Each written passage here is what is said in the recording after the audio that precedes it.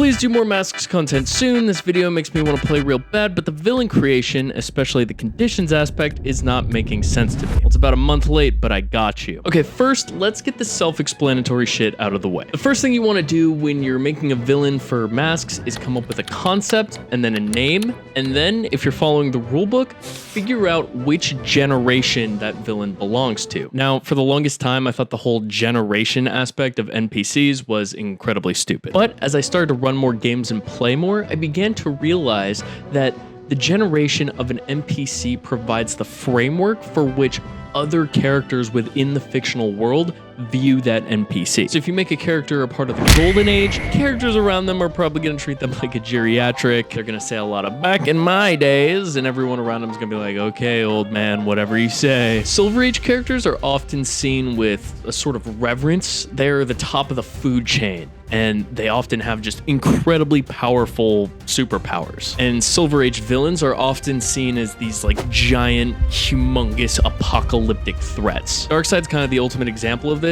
He's this big, huge, apocalyptic threat to the Justice League or something. I don't know, man. I only read Batman comics. Now, a super common story beat for Silver Age characters is that they're at the end of their career and they're looking to retire, and they often are looking for a successor. So this gives you a lot of opportunity to play with this for your heroes, but it also gives you a lot of opportunity to play with this for your villains. Oftentimes, Silver Age villains will have a much younger apprentice, and that can often serve as kind of like a first boss for your characters, if you will. Now, Bronze Age characters are like way grittier and edgier than Silver and Golden Age era characters. Go fuck yourself. Within the fictional world, they're still active. They're probably in the prime of their career, but often super cynical, super gritty, just sick of all this shit. They're ready to retire. They hang out in diners and smoke cigarettes and drink black coffee. Watchmen is kind of the quintessential example of the Bronze Age of comic books and Bronze Age characters.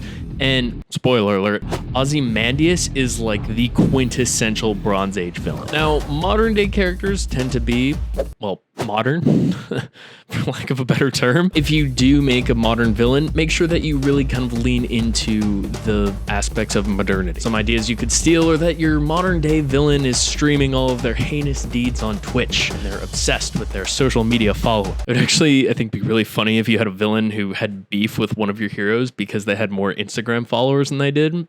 Just saying, you can steal it for free. I don't care. Take it. If you're looking for a really great example of modern day superheroes, modern day superhero storytelling, The Boys and Invincible both provide really solid options for that. And actually, the Robin's limited edition comic run is a phenomenal example of this. So once you get a general idea of who a villain is and what their superpowers are, what their whole shtick is, now you need to figure out what moves them to act, what drives them. Now here's the thing. It's 2022.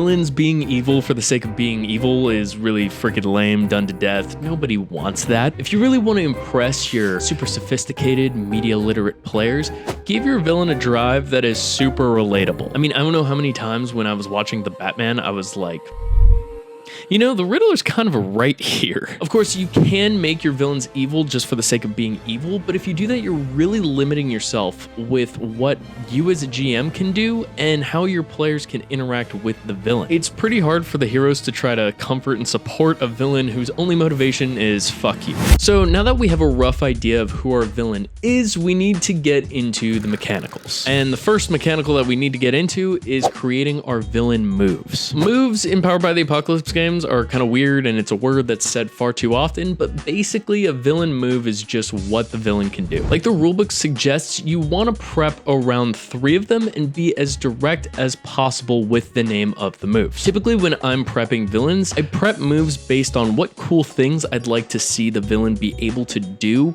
in an encounter with the players. And also make sure that your villain can do these moves more than once. So don't make detonate the atomic bomb in the middle of the city one of the villain moves. So for example, if we had a villain whose superpower was that they could like control people's bodies, we could make moves like freeze an enemy in place. My dog, you got me monologuing. I can't believe it. Or you could do force a foe to hurt themselves. Stop hitting yourself. Or you could do mind control a group to put themselves at peril against their own best interests. So the final step in creating villain in masks, and the most confusing aspect of it is adding conditions. Now, if you're watching this video just for laughs and you don't know anything about masks, conditions are basically health points. Now, I am grotesquely oversimplifying that, so if you're a Masks fanboy and you're about to type some shit out, just slow your roll, bro. So there's a grand total of 5 conditions: afraid, angry, guilty, hopeless, and insecure. And if a character gets to the point where they can't mark another condition in an encounter,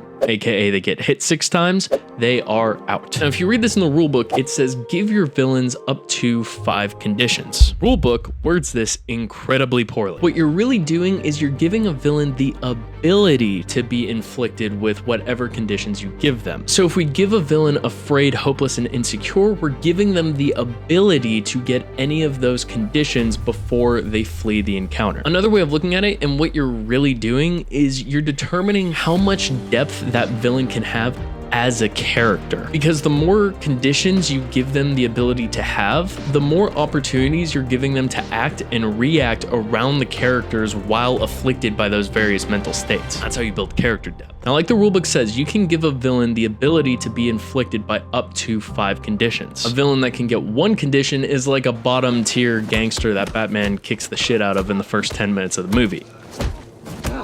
A villain with 5 conditions is Thanos. Now you might be thinking, the baddest of the bad guys can only get hit 5 times, and that's not true. They can get hit 6. Now, if you're coming at this from a D&D or a Pathfinder perspective, this sounds incredibly stupid. And that's because it totally is stupid if you come at it from that mindset. But the key to making villains work in masks is to change how you think of them and how you run encounters with them. It's super easy for a noob GM coming from D&D to treat all enemies as just sacks of HP and stat blocks ready to have the shit beaten out of them by the player characters. I know this because this was also me. But just like good DMing in any RPG, you need to eliminate this way of thinking. Villains in good superhero fiction are fully fleshed out in dynamic characters that interact with the heroes beyond just waiting to get punched. They always have schemes that they're pursuing, and they always have henchmen to throw at the heroes while they pursue those schemes. And when the heroes do finally catch up with a villain, they often have a trick up their sleeve to, blow open a wall and escape out the back door. It's not until the climactic final confrontation that our heroes actually get to confront the villain face to face. Of course, some exceptions do apply. But even then, in that climactic final confrontation, the villain often has tricks up their sleeves. Using our previous made-up example, that villain might take control of one of the heroes and then make them fight their party members while that villain steals the Declaration of Independence. So I guess the call to action here is don't drop your newly created villain in front of the heroes just waiting to get the shit beaten out of them. Make the heroes earn that final confrontation by making them go through whatever gauntlet you have the villain work up. And when the heroes do finally show up for that final confrontation, make sure you throw plenty of curveballs at them to keep them on their toes and keep them from directly accessing the villain. That's how you make these encounters work. And of course, don't be afraid to have your villain flee to fight another day when the heroes do finally catch up with them, especially after they trade a few blows and they get a couple conditions inflicted on them. And if you heard that and you're like, wait a minute, how do I actually come up with cool schemes for my villains? Click right here and you can actually learn about a really cool campaign organizational tool that helps you do just that.